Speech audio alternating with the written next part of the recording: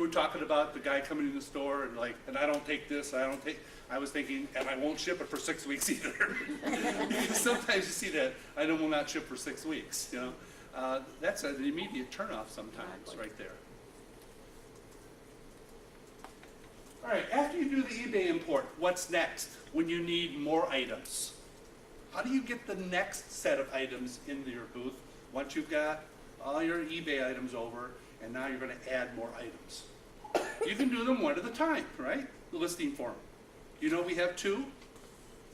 We have the beta version, which will give you 6 photos. Let's call them gallery photos at the top. And we have the original listing form, which will give you 4 photos. You can use HTML there. Go to the source code, and you know it's actually a pretty good editor. Type it in as you normally would. Highlight the word, change it to blue, center it. Pretty simple HTML editor in that listing form. But I call that listing one at a time.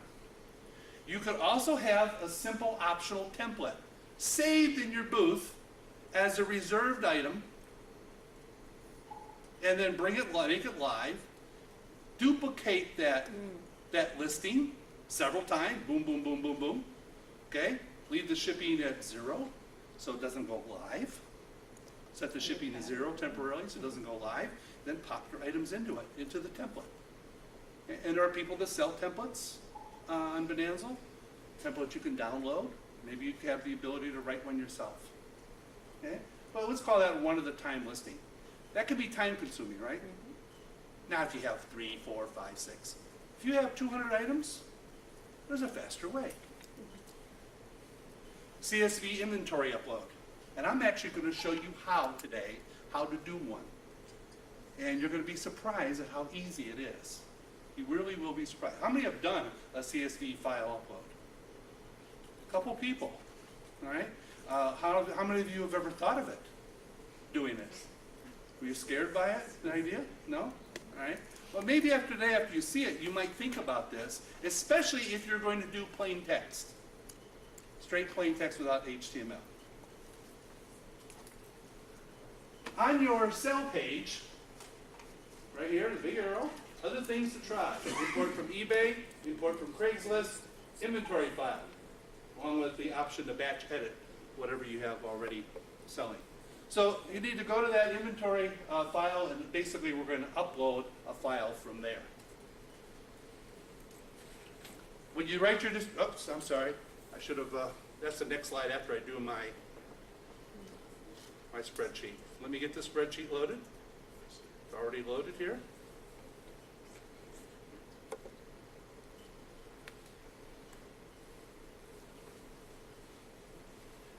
And I apologize, my headers are cut off because my monitor size doesn't match the projector size.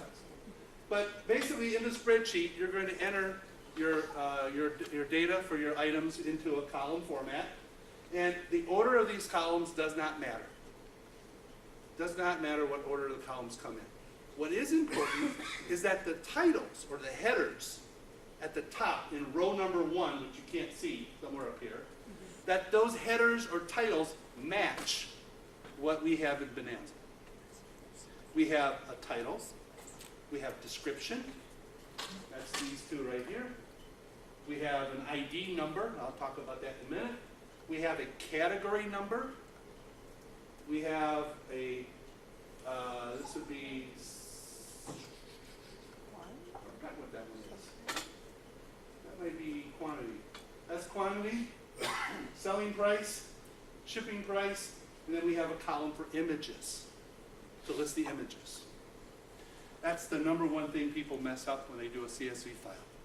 The images have to be hosted somewhere.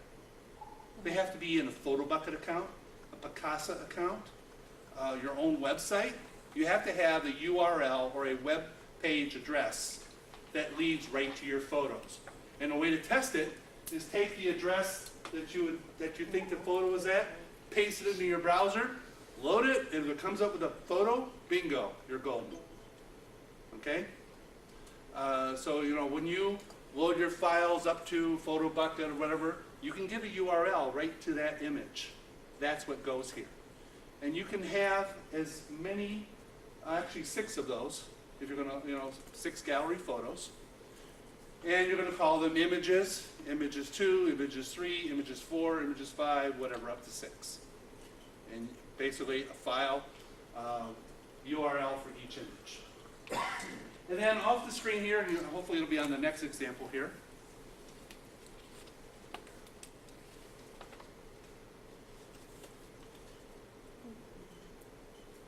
I'm not hitting that top column here. Why don't you insert some rows above it so we can see? Well, it's hidden. I can't scroll up. Sorry, it's not. Oh, It's a fault of the resolution here. Okay. You can also add a column for item traits. You can add a column for your item traits. And as Judy said, these are traits that work on Bonanza. And then if they're right, if they map up with the Google attributes, everything works great. Not every category has traits. Not every category has the traits you think it might. But on our help page, you can actually go and see what traits apply to every category that you want, that you're interested in. So let me switch back to that.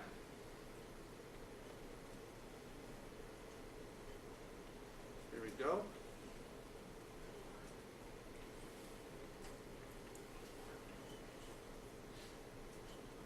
I'm just having a tough time here with the technology today. There we go. This is our help page on the CSV file. You can see the columns here that we have. We have a title, the description, the price, the images column, the ID column. I said I would talk about that in a minute, and I will. We have a category column. In here, we actually have a link that shows you the listed categories. And this is a common mistake people make that I'm always helping them correct. When you look at the categories, we have two different columns. We have a parent category and we have the category ID. If you were going to use a category number, please use the category ID number. This one right here. This is the category that your items go into. And these match up with the eBay categories. They match up with the eBay categories. So when you type in your spreadsheet, category 124, it puts it into the paper category. Okay? And if you scroll over here and look at the spreadsheet a little bit,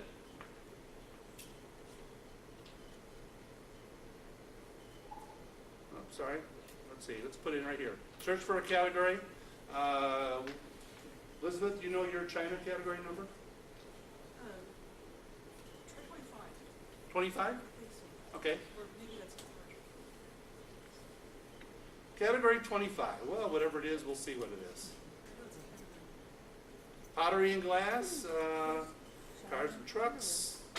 When you search for a category, you'll see over to the right, category traits. You can actually see how many traits there are for your specific category that you've selected. And if you click on the link, you'll see what category traits are available for that item. And let's try this one. And page not existing. what did you do? Okay.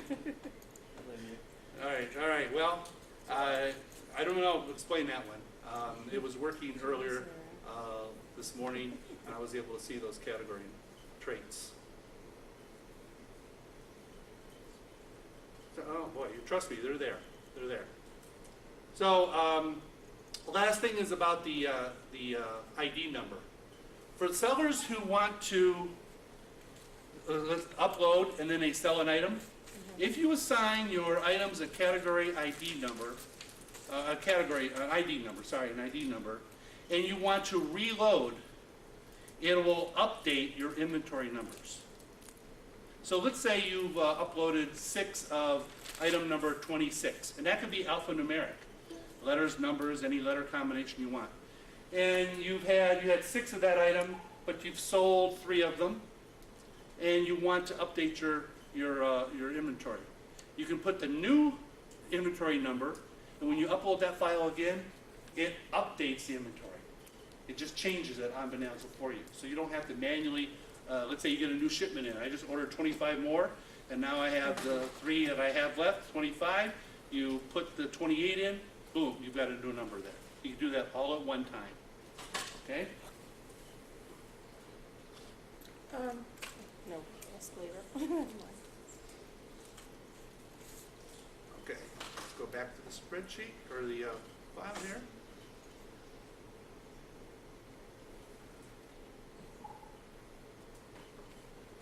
Okay, the last thing, or one of the other things I want to talk about is how do you search for your stuff? Everybody's alluded to this. Keywords are the keywords. I'm always answering questions from sellers. I can't find my stuff. And I entered Chanel, hobo bag. And I can't find it on Bonanza. Well, I look at the item, and the word Chanel is not in the title. The word hobo is not in the title, and it says purse. They listed it as a blue purse. There's no match. Now, if you search for blue purse, you're going to get a whole bunch of purses that come up that have match with blue purse. Make sure your titles have the right keywords to match up with the item you'd like people to search for. Think about if you were buying an item, what would you search for? Make sure that there's something in the description, in the title, that explains what the item is.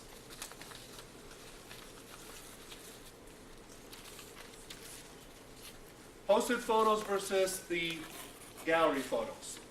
You have 6 photos in your gallery, 4 or 6, but if you want additional photos in your description, those have to be hosted too. And you will have to use HTML in your description. My experience tells me that 6 photos is plenty. At the top of the listing, that I don't need more inside my actual description. Because then the description gets this long. People have to scroll all the way down to the bottom to read the actual description sometimes, or to get to the bottom of the listing. Takes up way too much space. The photos are sometimes gigantic. They spill over to the side because of the sizing. So, but they can be done if you choose to do that. But those also have to be hosted, and you do have to use HTML in your listing. A picture is worth 1,000 words. Crisp, clear, focused images without clutter. What did you see today, Elizabeth? A bag sitting on an unmade bed. Oh, gosh, yes. It was a bag in the foreground and unmade bed in the background for the picture. There have been numerous stories where somebody took a photo of something that reflected back, and you can see them in their underwear. Yeah. Oh, yeah. Be careful when you do that. Think about the picture when you take it. I actually have a camera on a tripod that points straight down at my items, and I have one of the screens that flips this way, flips 90 degrees so I can see it, and I focus it through the screen, and I have lights on the side, and I take my photos. When I take my photos, I set up an assembly line.